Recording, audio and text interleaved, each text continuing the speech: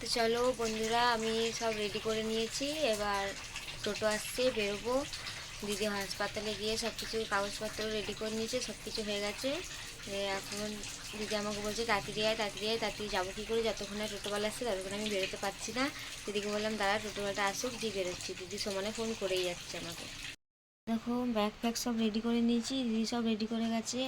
আমি একটু আগে ঘুম থেকে উঠলাম, এত সব কিছু হয়েছে যে কিছু দেখাতে পারিনি ভিডিওতে।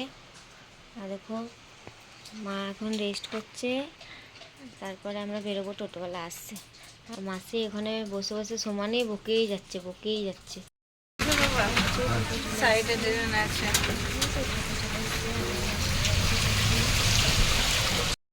দেখো বন্ধুরা, হসপিটাল চলে এসেছি মাকে নিয়ে। এরপরে দিদি টোটোওয়ালাকে টাকা দিচ্ছে। এবার আমরা উপরে যাবো, তারপর দেখো আমি কি করছি উপরে গিয়ে। এই দেখো নিশা বিছনা গুছাচ্ছে, এখন বেডের বিছনা গুছাচ্ছে।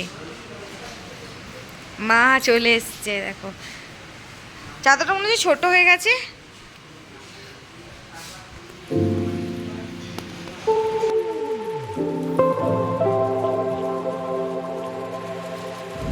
তো দেখো আমরা দুজনে বেরিয়ে গেছি মাকে হসপিটালে ভর্তি করে। মা উপরে আছে, মাসিগুলোর সাথে কথা বলছে। আমি বিরিয়ানি খেতে নাচবো আড্ডার মোড়। দেখো আমাদেরকে বিরিয়ানি দিয়ে দিয়েছে অলরেডি, আমরা খাচ্ছি। আমরা দুজনা দুটো বিরিয়ানি নিয়ে আমরা একটা বিরিয়ানিতে খাচ্ছি, কিন্তু দুটো ডিম সিদ্ধ নিয়েছি। মাকে ভর্তি করার পরে ডাক্তারে ওষুধ লিখে দিয়েছিল। তো এখন দিদি ওষুধ কিনতে এলো, বিরিয়ানিটা খেতে এসলাম, তখন ওষুধটা কিনে নিয়ে দিচ্ছি। এখানে যা বৃষ্টি পড়ছে যে কিছু বলার মতন নেই।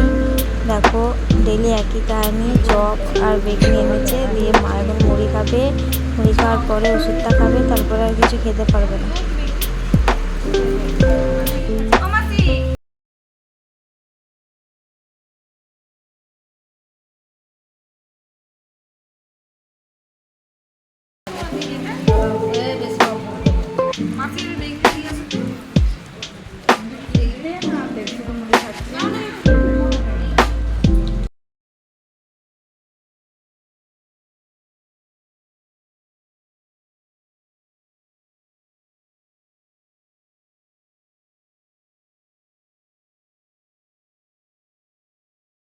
বেশি বকো না তো, বাবাকে জন্য নিয়ে এসেছি। আমাদের সঙ্গে সঙ্গে তোমরা হচ্ছে ঘুরে।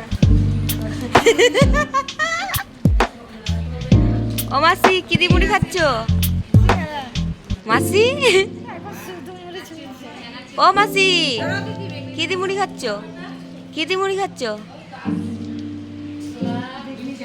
ওই দেখো সিঙ্গারা এনেছে দিদি, আর আমি বেগনি এনেছি।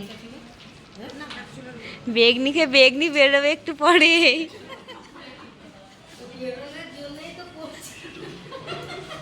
আরে ওষুধগুলো খেয়ে বেরোবে না, এগুলো খেয়ে বেরোবে। হ্যাঁ